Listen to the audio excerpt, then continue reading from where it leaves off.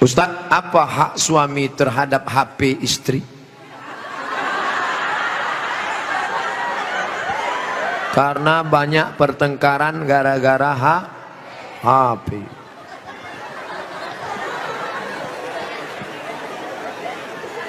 Lima hak ibu terhadap bapak. Catat, ingat baik-baik. Pertama, makan. Ibu tadi sudah dikasih makan? Yang kedua, pakaian. Ibu sudah dikasih pakaian? Karena sekarang banyak perempuan yang tidak diberi pakaian oleh suaminya. Tinggi istrinya 175, tapi dikasih kain cuma 50 cm. Kurang kain. Kadang belum selesai di tempat tukang jahit sudah diambil. Kadang kainnya panjang, resleting belum dipasang. Pas jalan kelihatan. Ustadz kok tahu? Saya ngelihat. Ibu sudah dikasih makan, ibu sudah dikasih pakaian, ibu diberikan tempat tinggal yang layak menurut kemampuan masing-masing. Sudah? Keempat, ibu mesti diberi pendidikan. Yang ngajar ibu ngaji, bapak. Yang ngajar ibu sholat, bapak. Yang ngajar ibu akhlak, bapak. Bapak adalah guru di rumah. Dan yang kelima adalah perhatian. Maka ibu selalu diperhatikan. Dari mulai jilbabnya, dari mulai pakaiannya, termasuklah HP ibu diperhatikannya juga. Kok dari tadi sini Ustadz Somad, suatu ketika istri saya pergi kerja dan saya masuknya siang, tiba-tiba HP-nya berdering. Saya cek, rupanya mantan. Dia cari lagi di FB dan mereka sudah jalan-jalan, Pak Ustadz. Hati saya selalu galau tiap hari. Jangan-jangan dia sudah buat ini, jangan-jangan dia sudah jalan ini, jangan-jangan sudah. Bayangkan menderitanya seorang laki-laki gara-gara HP istri yang sudah macam-macam. Gara-gara apa itu? Facebook, Twitter, BBM, WhatsApp, Instagram. Oleh sebab itu jaga ini masalah HP ini, jaga baik-baik. Ah, ini Ustaz Somad gak enak, selalunya HP perempuan aja. Oke, sekarang kita balik. Bagaimana dengan HP bapak-bapak yang lebih banyak perhatiannya ke HP, yang kata-katanya merayu, menggoda? Oleh sebab itu ini mesti dijaga. Kalau tidak, duduk bersama bapak sama ibu, duduk, HP-nya buat baliho besar-besar, judulnya mau dibawa kemana hubungan ini, atau buat besar-besar, jangan ada HP di antara kita. Saya mau nanya Pak Ustadz, gimana caranya mengelola keuangan keluarga secara islami jika suami istri bekerja? Ar-rijal, lagi-lagi Al-Quran. Semuanya yang menyelesaikan masalah ini Al-Quran. Ar-rijalu qawwamuna 'alan nisa. Laki-laki menjadi pemimpin bagi perempuan. Bima anfaqu min amwalihim, karena mereka mengeluarkan nafkah, biaya belanja. Makanya harta warisan laki-laki dapat 2 kali bagian perempuan. Ibu kalau 25, bapak dapat 50. Ibu kalau dapat 50, bapak dapat 100. Kenapa? Karena yang menanggung biaya pernikahan mahar bapak, yang menanggung sekolah anak bapak. Sekarang ibu memang anak orang kaya, punya ruko 2, rumah batu jendela kaca, punya bapak yang sudah sakit asma 2 hari lagi meninggal. Kaya. Si bapak juga punya duit yang sama. Bapak punya duit, ibu punya duit, menikah. Apa beda duit bapak dengan duit ibu? Dalam duit bapak ada hak ibu, tapi dalam duit ibu tidak ada hak bapak.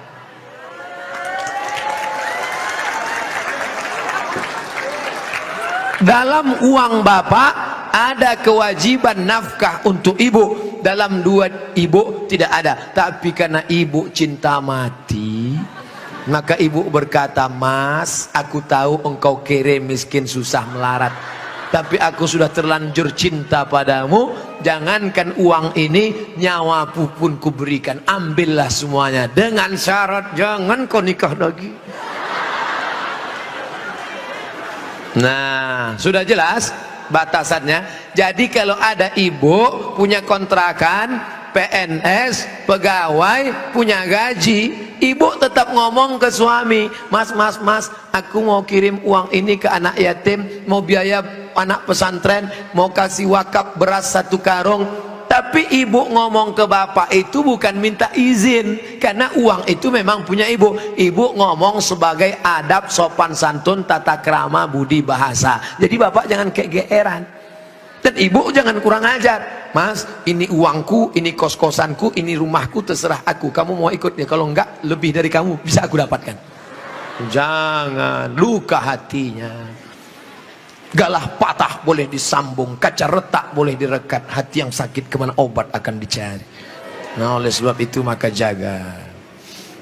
Saya sudah mengeluarkan untuk biaya keluarga sebagian, sedangkan sebagiannya saya ingin membantu saudara yang kurang mampu. Tapi kadang saya suka berbohong jika untuk membantu keluarga yang memang butuh bantuan. Ini yang nulis pertanyaan bapak apa ibu? Kalau bapak sudah berikan yang 5, makan sudah, pakaian sudah, tempat tinggal sudah, pendidikan sudah, perhatian sudah, sesuai dengan urf. Wa ashiruhunna bil ma'ruf, berilah mereka pergaulan urf. Urf itu seperti layaknya. Kira-kira layaknya standar orang daerah Pondok Aren itu perempuan diberi berapa? Tidak terlalu kaya, tidak terlalu miskin, yang sedang-sedang. Kira-kira diberi berapa? Standarnya misalnya 3 juta, 5 juta. Dia beri, maka sisanya itu terserah dia untuk yang lain. Maka dia sudah menunaikan kewajiban. Urf. Pengambilan hukum ada 10. Quran, hadis, ijma', qiyas, syar'u man qablana, saddu zara'i, qaulu sahabi, istihsan, istisab, urf. Urf, tradisi, kebiasaan. Berapa yang layaknya untuk daerah Pondok Aren? Semoga Ustaz selalu dilindungi Allah. Amin. Bagaimana antum menyikapi beda mazhab? Khilafiyah, firqah.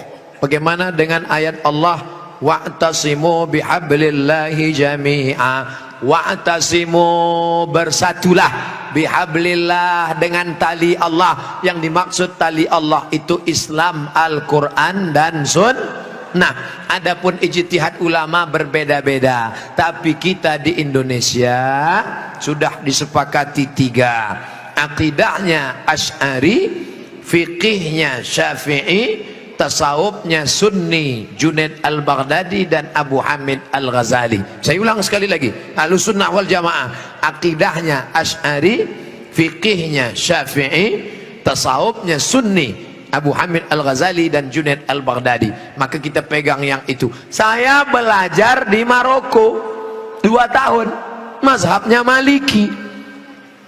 Maliki Ahlussunnah. Pertama Hanafi, nomor 2 Maliki, nomor 3 Syafi'i, nomor 4 Hambali. Keempat-empatnya Ahlussunnah. Tapi ketika saya pulang kampung, saya tidak bawa mazhab Maliki. Kenapa Ustaz tidak pakai mazhab Maliki? Andai saya pulang ke kampung, saya pakai mazhab Maliki. Mazhab Maliki kalau sholat tangannya lepas ke bawah, Allahu Akbar. Fatihahnya pakai baca kiraan Warsh, Alhamdulillahi Rabbil Alamin Ar-Rahmanir Rahim Maliki Yaumiddin. Mimnya pendek. Kemudian gak pakai bismillah, Allahu Akbar, Alhamdulillahi Rabbil Alamin, gak ada bismillah. Kunut subuhnya sebelum rukuk, walam yakul lahu kufuwan ahad, baca kunut. Kunutnya gak bunyi. Andai saya buat sholat subuh seperti ini di masjid dekat rumah saya, Allahu Akbar, Alhamdulillahi Rabbil Alamin Ar-Rahmanir Rahim Maliki Yaumiddin. Selesai sholat pasti jamaah komplain semua, tolong sholatnya diulang, tadi imamnya ISIS. Menimbulkan fitnah karena mereka tidak tahu. Di sini diajarkan qiraat sab'ah mutawatirah, ditambah 3 masyhurah, ditambah 4 syazah, 14 qiraat dipelajari di sini. Ditambah lagi nagham, bayati, soba, nahawan, sika, jaharka, bayati, ras. Paham mereka tajwidnya. Tapi tidak semua masyarakat ngerti. Andai anak pesantren Al-Qur'aniyah sholat di luar masjid, dibacanya qiraat lain, walam yakul lahu kufuwan ahad, maka makmum dengar, wah ini aliran sesat ini. Bukan berarti dia salah, tapi dia takut menimbulkan fitnah. Maka dalam masalah-masalah yang kita sepakati, mari kita berlapang dada. Adapun yang kita sudah berbeda, mari kita terima perbedaan selama dia masih Ahlus Sunnah wal Jamaah. Syekh Abdurrahman Sudes, Imam Masjidil Haram, selama di Makkah nggak pernah pakai bismillah jahar. Allahu Akbar. Bismillahirrahmanirrahim. Alhamdulillahi Rabbil Alamin Ar-Rahmanir-Rahim. Tapi begitu beliau jadi imam di Istiqlal, Allahu Akbar, Bismillahirrahmanirrahim. Loh, kok si Abdurrahman Sudes di Istiqlal pakai bismillah jahar? Dia tahu orang Jakarta mazhabnya Syafi'i. Mazhab Syafi'i bismillahnya jahar. Mazhab Hanafi Hambali bismillahnya sir. Bismillahirrahmanirrahim. Mazhab Maliki nggak pakai bismillah sama sekali. Ketiga mazhab ini Ahlus Sunnah wal Jamaah. Tapi kalau mayoritas masyarakatnya Syafi'i, jangan bawa mazhab lain, karena khawatir memecah belah umat.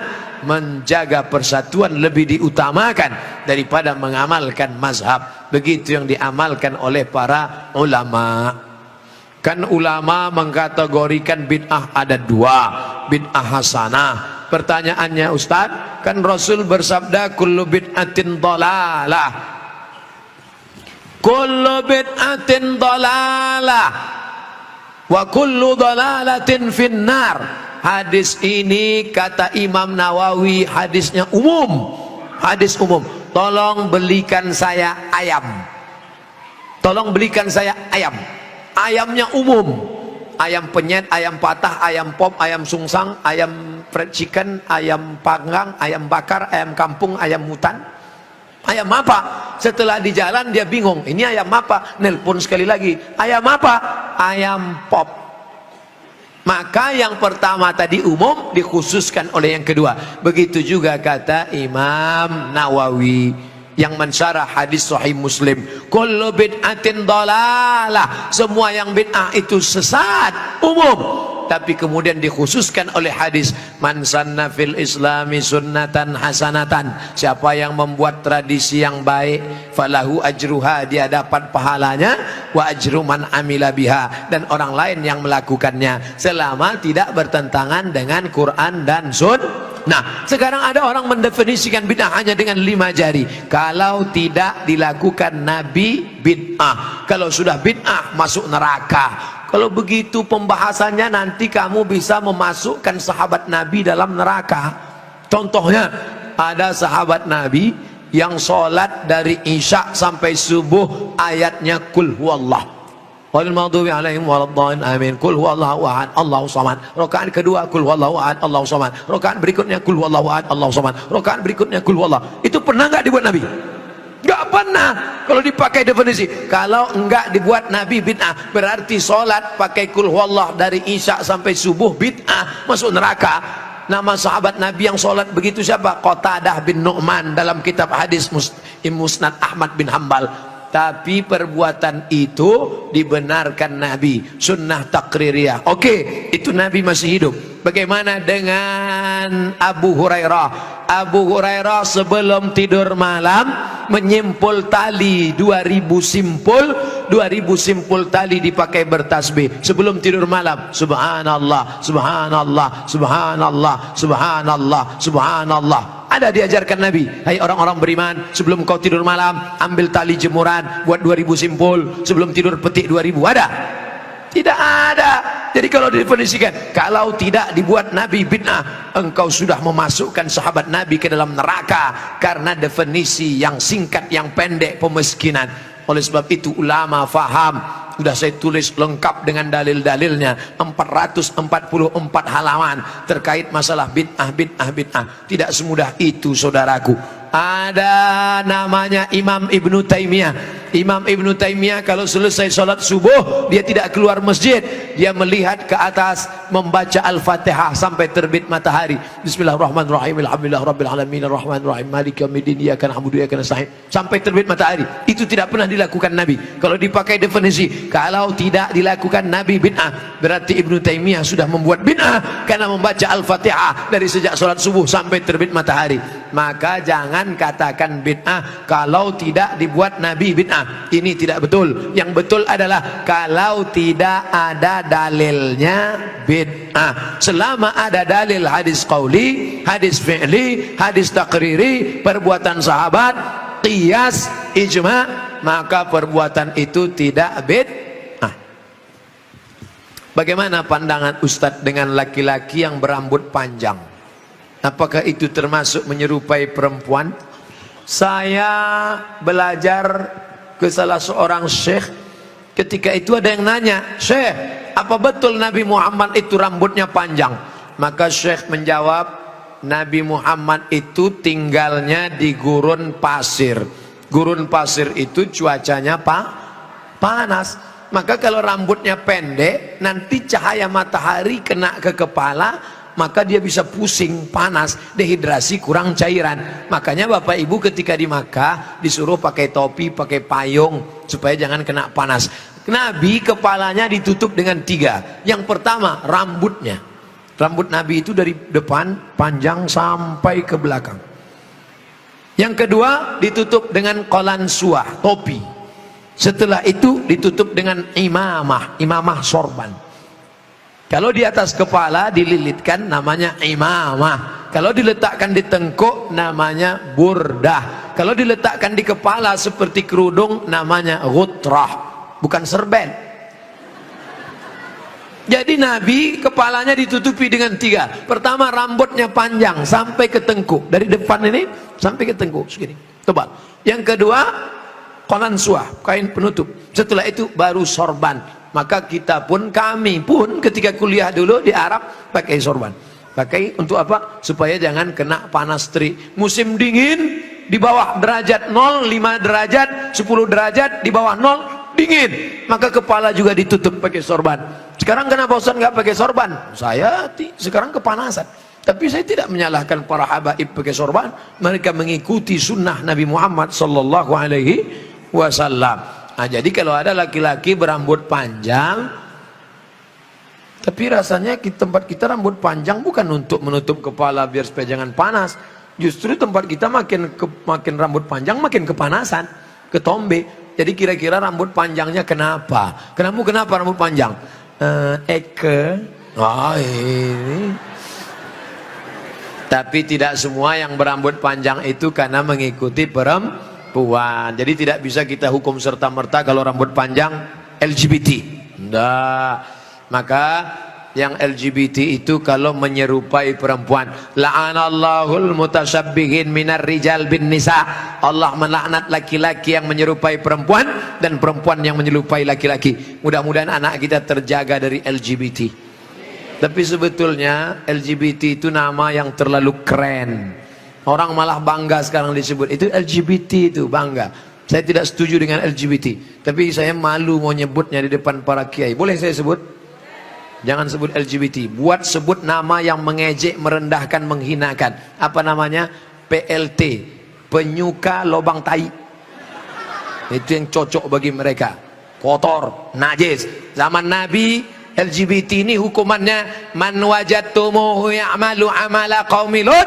Kalau kamu menangkap ada orang yang melakukan perbuatan Nabi Lut, faqtulul fa'il wal maf'ul, pancung kepalanya, hukum mati. Untung dia hidup bukan zaman Nabi Muhammad. Kalau hidup zaman Nabi habis, selesai. Bapak Ibu yang dimuliakan Allah Subhanahu wa taala. Ustaz berani ngomong gini apa enggak takut nanti ditangkap bencong? Ngapain takut? Banyak yang bela saya. Tapi pas pulang nanti sendirian ngeri juga ini.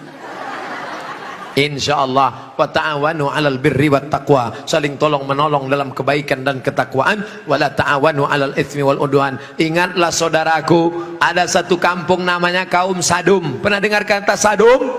Dari kata sadum inilah muncul istilah sodomi.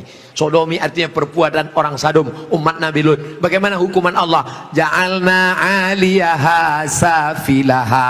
Bagian atas kami turunkan ke bawah, bagian bawah naikkan ke atasnya. Lalu kemudian amtarna alaihim, kami hujani mereka dengan apa? Hijaratan, batu-batu, min sijilin mandud, dari batu tanah liat yang dibakar di api neraka. Itulah sekarang di Yordania, tempatnya bernama Al-Bahrul Mayyit, bahru laut, mayit mati, Dead Sea, dead mati, sea laut, Dead Sea laut mati. Ngapa disebut laut mati? Karena airnya terlampau asin sampai ikan pun tidak bisa hidup di dalam. Orang kalau pergi ke laut mati ngapung di atas karena kadar garam yang tinggi. Nah, siapa yang punya kadas, kurap, kudis, gatal-gatal, mandi di situ sembuh.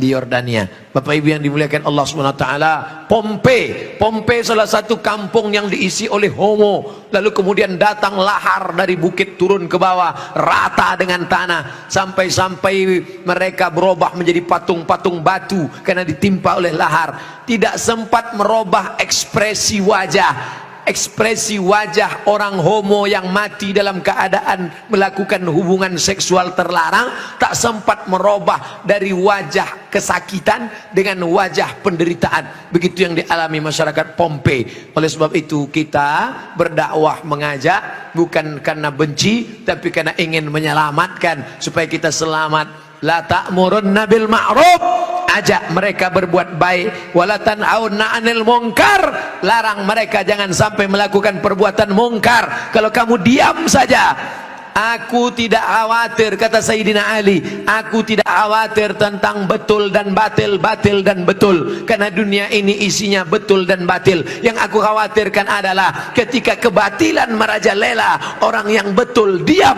Karena orang betul diam, maka orang batil menyangka betul, yang betul menyangka batil, batil betul, betul batil. Orang yang betul diam, ibu yang betul diam, bapak yang betul diam, yang batil berkuar. Akhirnya yang batil merasa betul, orang yang betul diam 1000 bahasa. As-sakitu anil haq syaitan akhras. Orang yang betul tapi diam melihat kebenaran diinjak-injak, dia adalah syaitan akhras, setan bisu. Begitu kata Imam Abu Ali Ad-Daqqaq yang dikutip oleh Imam An-Nawawi dalam kitab Al-Minhaj Syarah Sahih Muslim Ibn Al-Hajjaj. Maka bersuaralah saudaraku, anak-anak muda, lawan kemungkaran ini. Terus berperang dengan HP-mu. HP-mu adalah senjata, bukan menebarkan kebencian, bukan menebarkan hoax, tapi dalam rangka watawasau bil haq watawasau bis sabr. Allahu akbar. Itulah kaji kita pada malam hari ini. Tausiah sudah 60 menit, menjawab pertanyaan 30 menit. Pas setengah 11, dari jam 9, 10, setengah 11 kita lanjutkan dengan